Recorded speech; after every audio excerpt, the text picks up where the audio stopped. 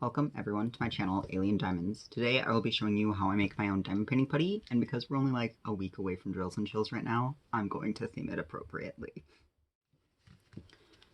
So the base of the diamond painting putty that I make is just museum putty.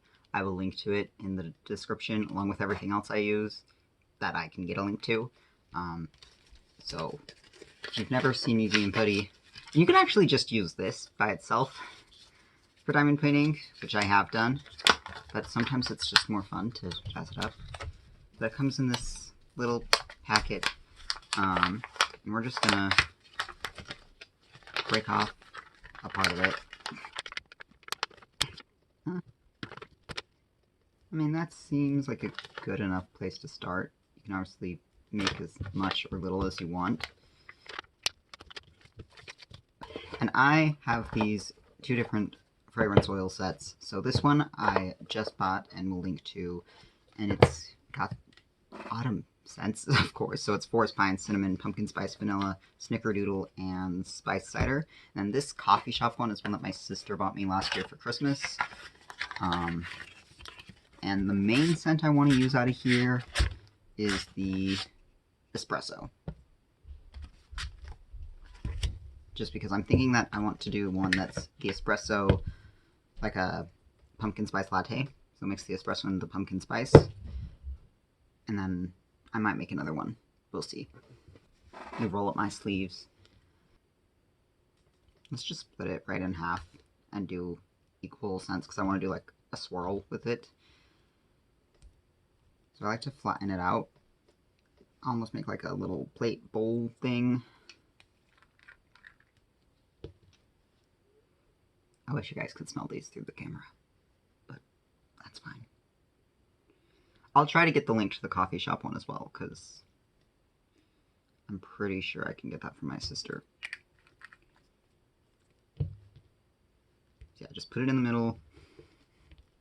And obviously, if you're making your own, then depending how like sensitive you are to different scents, you can adjust the amount that you put in there.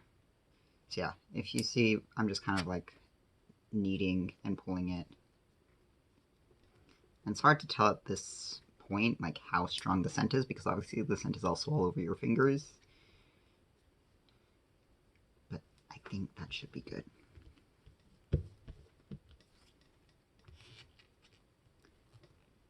Now for the pumpkin spice. I'm a little disappointed with this pumpkin spice. I don't really smell pumpkin in it. It's just like the different the different spices you would put with it, but I think once mixed with the espresso, it'll definitely give that like pumpkin spice latte vibe. This one's struggling to mix more. But same thing. Stretch, mix it. That oil definitely reacted differently with the putty than the espresso one, which I think is gonna be, depending on your oil that you're using, it will react differently, so just have to kind of mess around with it. Okay, that smells good though. Now I've got cornstarch. So the cornstarch is so that you can change the texture of it and like how sticky or stretchy it is. So I know I added it to the other batches I made, but I also haven't actually made a batch of putty since like 2024.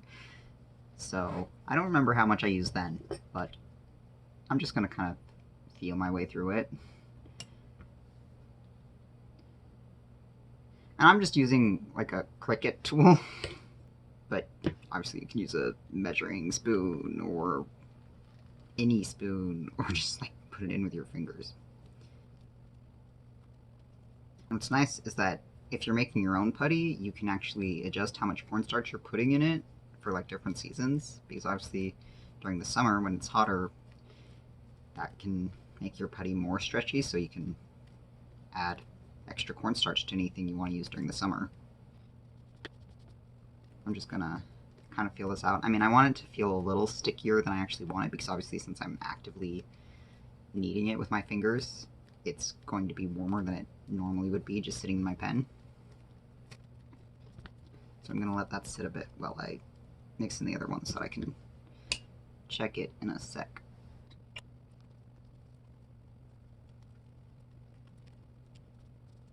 And obviously, if you don't want to make your own putty, then there are plenty of small shops that definitely like sell themed putties for drills and chills. So I've never bought any small shop putties just because I started making my own as soon as I started diamond painting.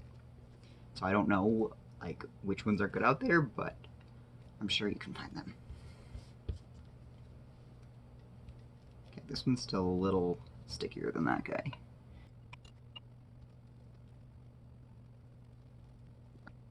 I don't want to go overboard, but it just feels...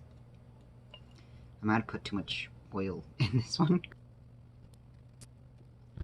Alright, that's starting to feel better. There we go. Alright.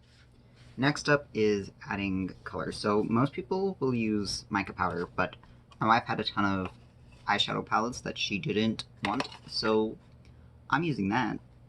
Let's see. That looks like a good espresso color.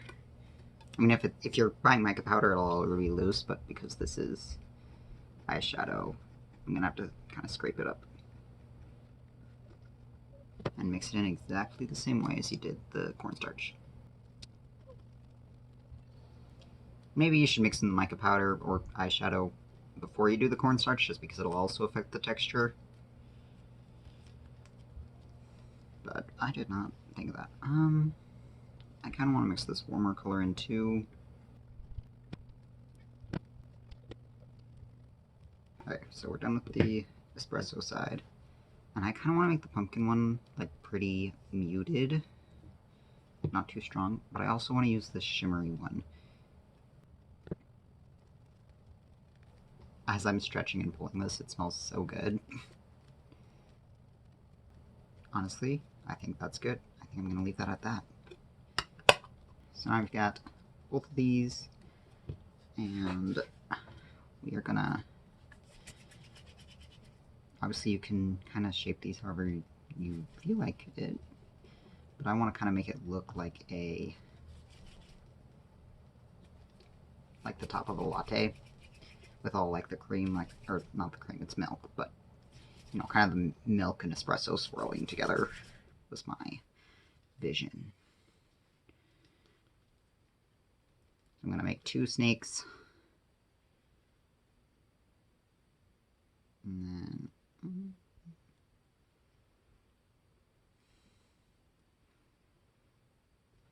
do that. And I want to kind of just marble them a little.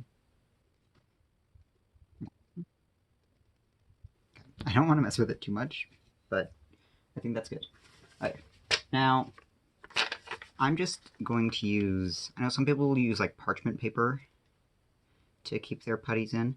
I'm going to use this little, it had sticker labels on it, and I just used up all the stickers, and now I'm going to use it to keep my putty, because make sure you have like the sticker side up, like the part that the stickers would stick to. Oh, that's definitely giving me pumpkin spice latte. So, mission accomplished. And I like it. I like to smush these kind of thin, just because I don't like my putty being too thick when I'm trying to put it into my pen. Alright, yeah, this is plenty big for that. I'll probably cut it. At this point, you can put your putty into a baggie, and that's a great way to like keep it from drying out. I happen to have this little container that I think came when I bought some pen tips. They all came in this, and I'm gonna put my putty in there. Let me make it a little more ovular so I can actually cut this thing down to size, though, to fit in there.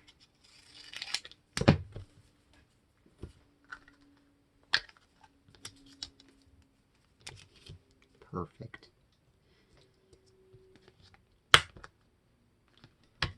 And then I'm gonna write on the back of this slide. Remember what it is. There.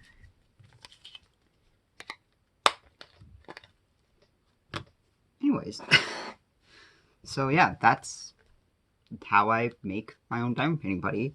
I'm excited to get to use this. I'm definitely going to use it while working on my Drills and Chills canvas. I'm so looking forward to it. But you can obviously do any scent, any color, any theme. And yeah, I will link to these specific scents and the putty itself in the description. I don't use mica powders. I don't know where my wife got these specific eyeshadows.